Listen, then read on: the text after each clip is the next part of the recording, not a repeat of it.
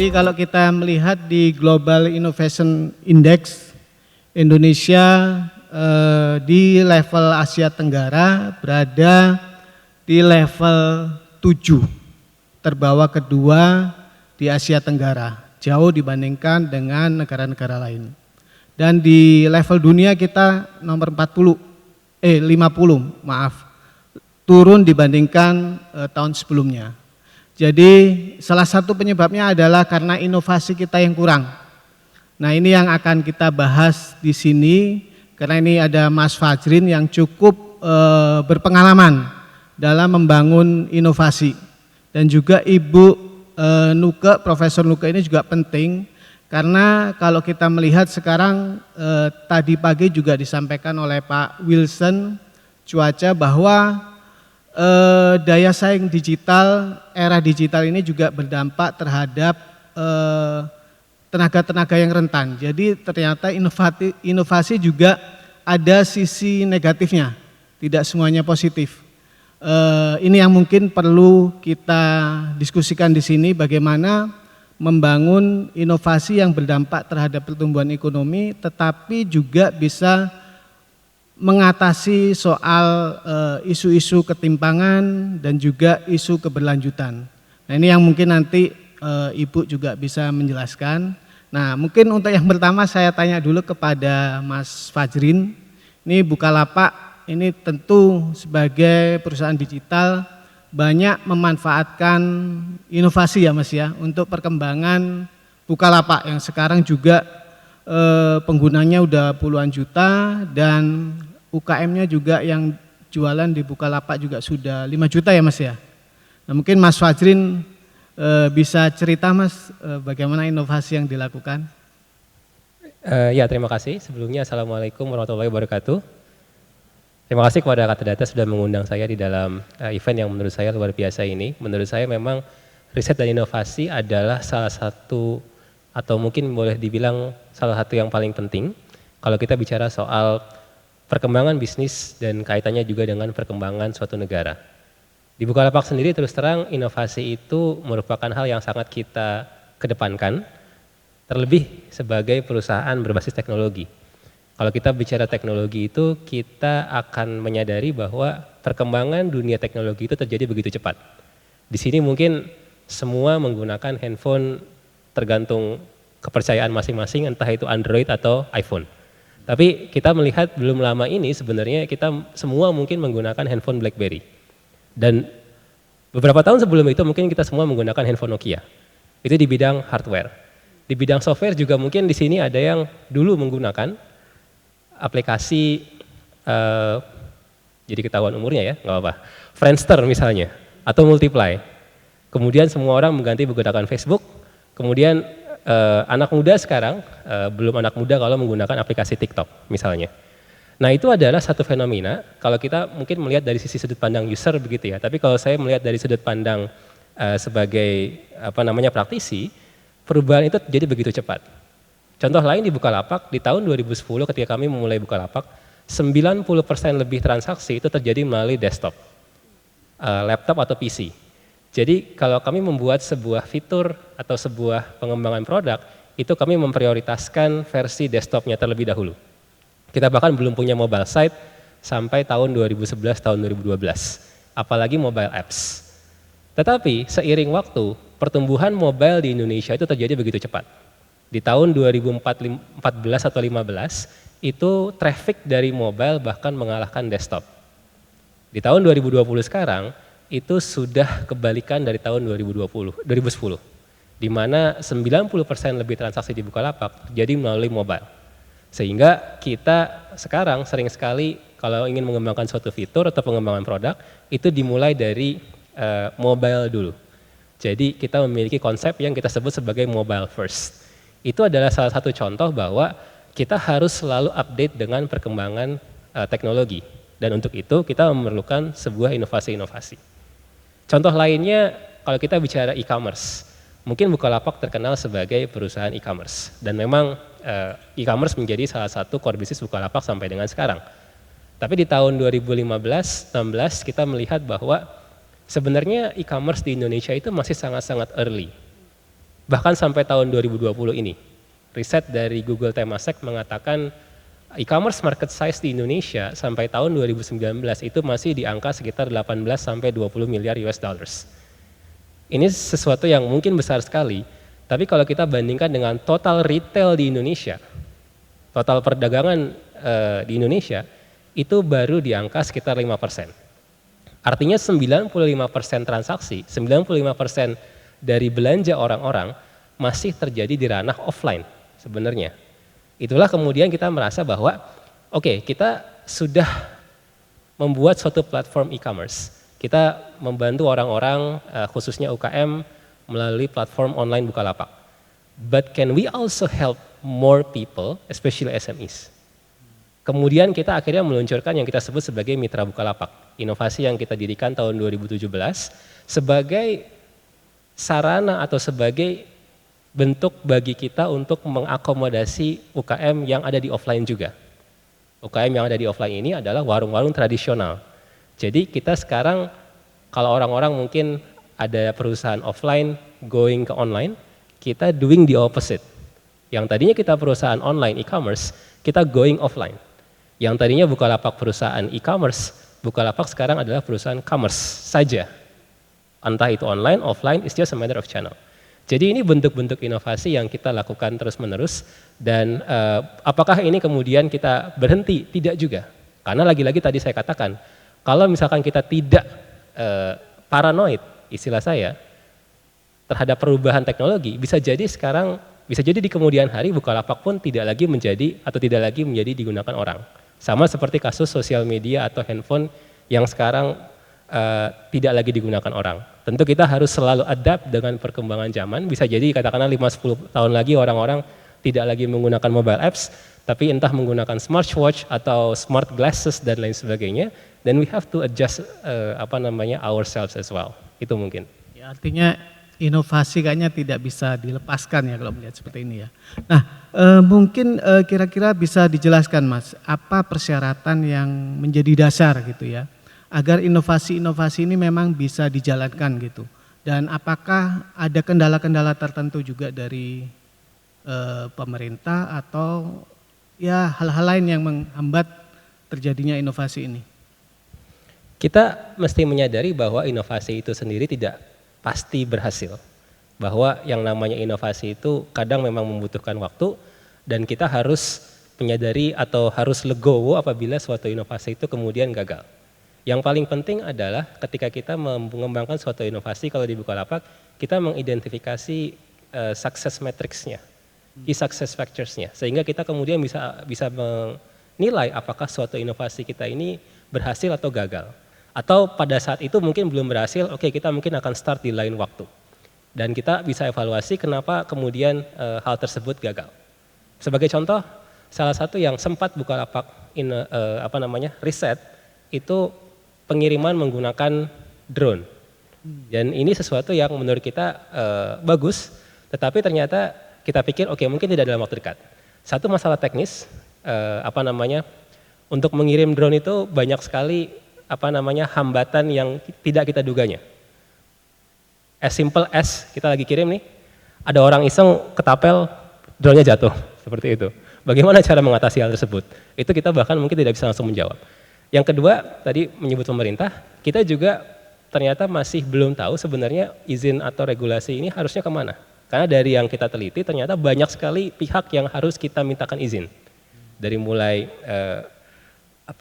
kalau saya nggak salah Kementerian Perhubungan, kemudian ada dari TNI atau kepolisian begitu ya, dari penegak hukum gitu ya, sehingga banyak, jadi rumit. Nah mungkin sedikit masukan untuk pemerintah begitu ya, dan ini saya pikir beberapa kementerian yang kita datangi juga menyambut baik adalah bahwa kalau ada inovasi-inovasi seperti ini mungkin juga bisa dibantu soal bagaimana mengaturnya sehingga tidak harus ke banyak pihak yang melelahkan. Kalau bisa sih misalnya ya udah satu pihak saja yang mengatur atau memberikan izin atau berdiskusi terkait dengan izin yang dibutuhkan untuk suatu inovasi tersebut. Sebelum ke Profesor Nuke, mungkin satu lagi Mas. Kalau kita melihat banyak perusahaan-perusahaan membangun pusat riset di India ya. Nah, tapi di Indonesia juga ada beberapa yang melakukan pekerjaan tertentu di India juga, startup beberapa. Nah, saya melihat kalau Bukalapak ini agak berbeda nih, memilih Bandung untuk membangun pusat risetnya. Mungkin ada pertimbangan khusus, Mas? Ya, pertama kenapa beberapa perusahaan mengembangkan kantor atau pusat riset di negara lain? Itu jawabannya mudah saja karena memang talent yang dibutuhkan itu tidak cukup tersedia dibandingkan dengan demand yang dibutuhkan. Nanti kalau saya nggak salah sesi setelah ini atau nanti ada yang menyangkut soal talent mungkin akan diperjelas lebih detail, tetapi faktanya seperti itu. Banyak sekali kebutuhan talent terkait dengan industri ini yang kalau ingin di-solve dengan cepat, ya sudah kita ambil talent di luar negeri saja. Karena di negara lain seperti India dan mungkin Vietnam dan obviously di US itu supply talentnya lebih banyak. Karena industri lebih mature, karena lebih banyak engineers dan profesi lainnya yang sudah terpapar dengan industri tersebut. Tapi katakanlah kalau misalkan di Indonesia, kalau saya mau mencari misalnya software engineers yang punya pengalaman menghandle puluhan juta user misalnya, ya saya cuma bisa mendapat dari unicorn lainnya. Seperti itu. Jadi sekecil itu talent pool yang bisa kita peroleh. Sehingga untuk talent seperti itu, memang kita banyak mengambil beberapa diaspora orang Indonesia yang sebelumnya kerja di luar. Dan kita juga membuka, kita nggak menutup bahwa kita nggak pengen orang asing kerja di Bukalapak, nggak juga. Kita ada juga orang asing yang bekerja di Bukalapak, tetapi tidak banyak. Nah, bagaimana dengan middle dan low atau bukan low ya, entry level pekerjaan yang ada di Bukalapaknya. Inilah yang kemudian kita dorong. Oke, kita punya expert, entah itu diaspora atau orang asing, tapi kenapa nggak kita perbanyak talent lokalnya dari Indonesia? Karena kalau kita bicara soal medium atau entry level, itu sebenarnya banyak, tetapi mungkin perlu di training sedikit untuk terkait dengan industri kita. Itulah yang kemudian kita pikir, kenapa nggak kita fokuskan kebutuhan talent medium dan entry level ini dari Indonesia sendiri? Karena sebenarnya masih ada kok lulusan dari ITB, UI dan lain sebagainya yang sebenarnya punya kemampuan basic, tetapi mungkin tinggal perlu kita introduce lebih lanjut terkait dengan kebutuhan spesifik dari industri yang kita butuhkan dalam hal Bukalapak, misalnya industri e-commerce. Baik, terima kasih Mas Fajrin. Mungkin ke Profesor Nuga, tadi kan kalau kita melihat memang banyak inovasi ini yang dilakukan, tapi ada sisi lain Bu, yang mungkin apakah riset-riset sosial ini juga bisa mengimbangi atau diperlukan untuk mengatasi tadi dampak-dampak yang tidak mungkin bisa dihindari dari adanya inovasi, apalagi di era digital ini yang sudah terbukti ada impact-impact yang tidak bisa yang memang cukup terlihat gitu ya. Terima kasih Mas. Assalamualaikum warahmatullahi wabarakatuh. Salam sejahtera bagi Bapak Ibu dan teman-teman sekalian. Pertama-tama tentu saya terima kasih diundang di sini, suatu kehormatan tersendiri. Saya mulai dengan sesuatu yang makro dulu.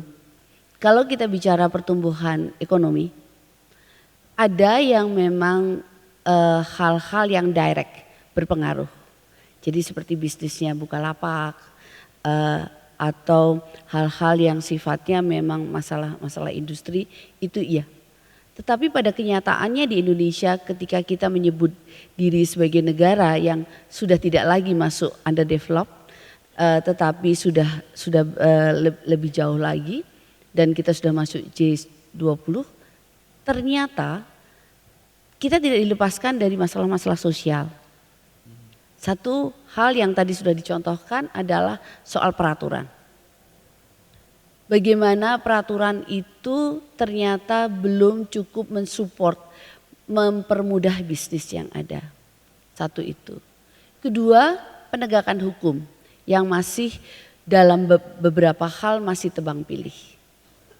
Yang ketiga adalah soal ketika kita melihat industri-industri kita kemudian berkolusi dengan pemerintah menjadikan dalam tanda kutip ya, terjadilah korupsi. Belum lagi ketika kita mengatakan bahwa kita adalah negara demokrasi, tapi pada kenyataannya perkembangan masyarakat sipil dalam posisi yang kalau kita tidak mau mengatakan itu mundur, ya stagnan. Artinya apa? Artinya ketika pemerintah atau kita semua melihat ekonomi, pertumbuhan ekonomi hanya dari sisi atau dari perspektif ekonomi saja, maka kita tidak akan kemana-mana. Karena ada faktor-faktor eksternal atau faktor-faktor pendukung yang mempengaruhinya.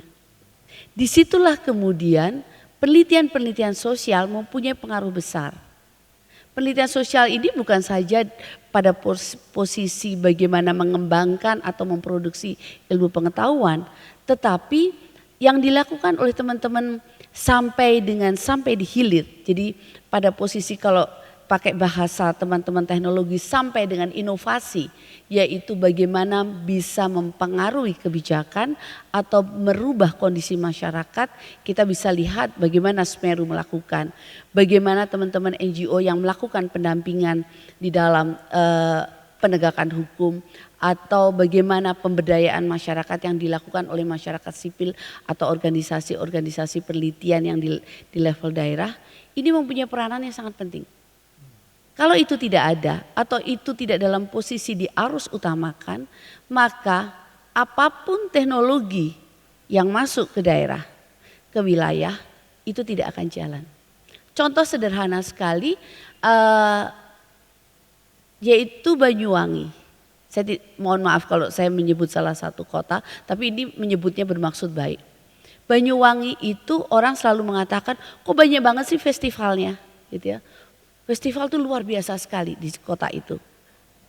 Ternyata bukan sekedar tontonan budaya. Bukan sekedar bagaimana itu untuk supaya menarik turis-turis masuk ke sana. Tetapi di dalam perkembangannya terjadilah kohesi sosial yang luar biasa. Dan itu dibutuhkan di dalam pertumbuhan ekonomi. Jadi di sini saya ingin mengatakan bahwa riset-riset sosial, apakah itu dari hulu sampai hilir atau yang ada di hilirnya saja, ini mempunyai dampak yang besar di dalam mendukung pertumbuhan ekonomi. Apakah sudah ada contohnya, Bu, riset-riset sosial yang dilakukan oleh Contohnya banyak sekali. Cuma memang tidak terekspos pada level nasional secara khusus. Tadi saya sudah menyebut Semeru. Apa yang dilakukan Semeru di daerah-daerah sampai akhirnya terjadi pemberdayaan, ya itu dilakukan. Belum lagi yang dilakukan oleh teman-teman NGO yang di bawah Tifa Foundation misalnya, kebetulan karena saya tahu, di situ terlihat bagaimana dia melakukan pendampingan. Tenaga kerja migran yang ada di Nusa Tenggara Timur, itu seperti recycle migran sampai ke daerah Kalimantan, jadi di perbatasan dengan Malaysia.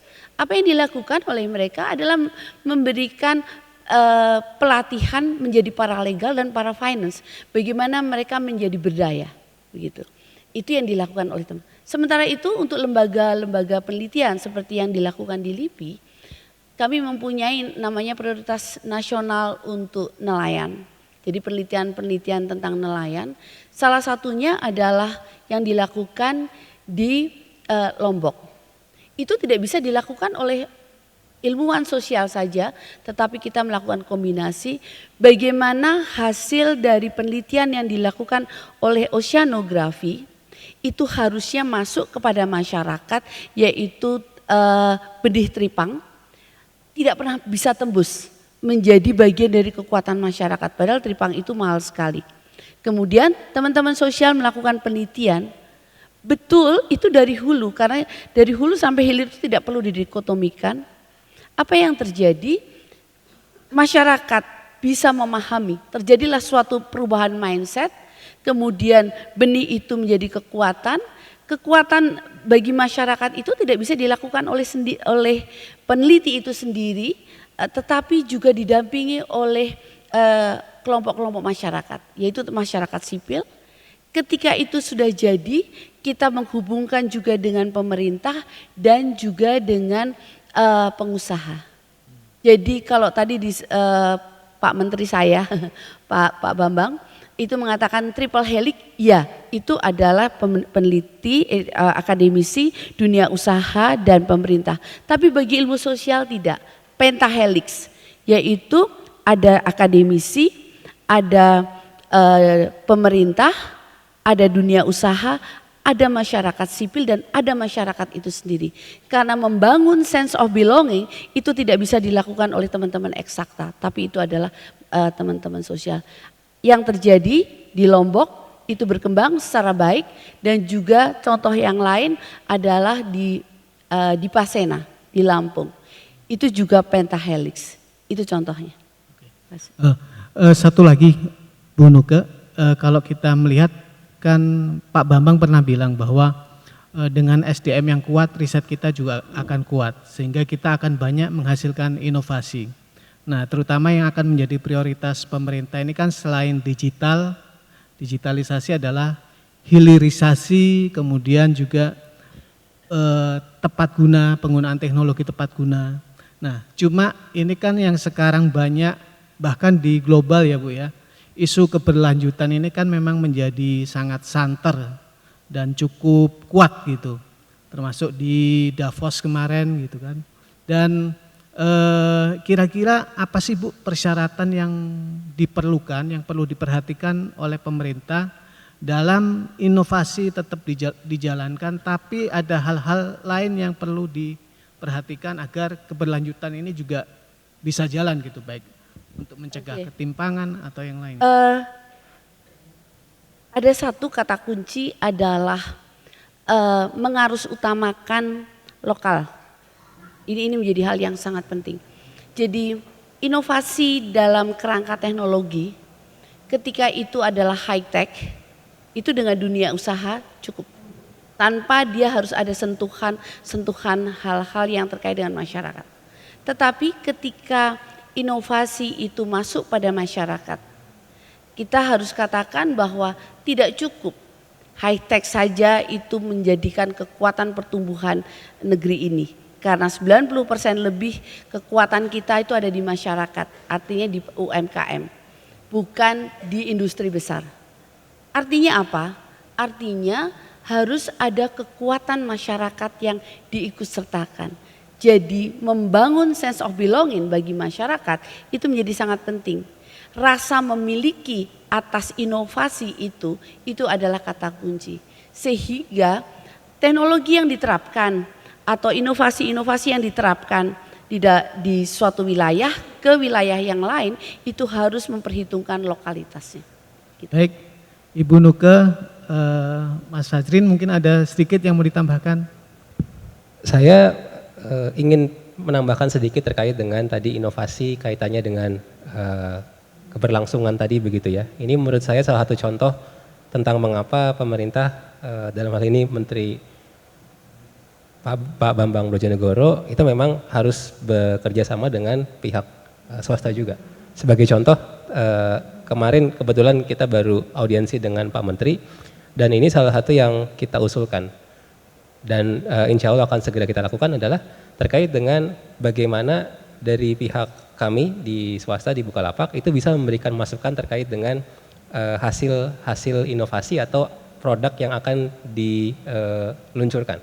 Sebagai contoh, kalau misalkan ada sebuah produk katakanlah kompor misalnya gitu ya, kompor gas, kompor apapun lah, kita akan bisa memberikan data terkait dengan kira-kira kalau kompor di Bukalapak itu harganya berapa sih misalnya. Ternyata katakanlah rata-rata harga kompor yang terjual di Bukalapak itu 1 juta rupiah. Maka mungkin nggak make sense kalau misalkan hasil inovasi kompor yang meskipun dia dengan teknologi baru dan lain sebagainya, tetapi harganya 10 juta rupiah. Itu mungkin tidak akan bisa diserap oleh pasar. Tapi kalau misalkan harganya relatively similar, 1,2 kayak atau sekitar itu, atau bahkan lebih baik lagi di bawah 1 juta, mungkin akan laris. Jadi masukan terkait dengan harga, masukan terkait dengan desain dan lain sebagainya berdasarkan insight-insight yang dimiliki oleh pihak swasta, itu menjadi salah satu hal yang mungkin bisa dikerjasamakan antara swasta dengan pemerintah. Oke, terima kasih Profesor Nuke, Mas Fajrin atas sharing ide dan inovasi-inovasi dan pemikirannya. Karena memang inovasi di sini penting dilakukan, tapi sisi sosialnya juga harus diperhatikan. Saya kira itu, terima kasih banyak, kita berikan aplaus buat kedua pembicara ini.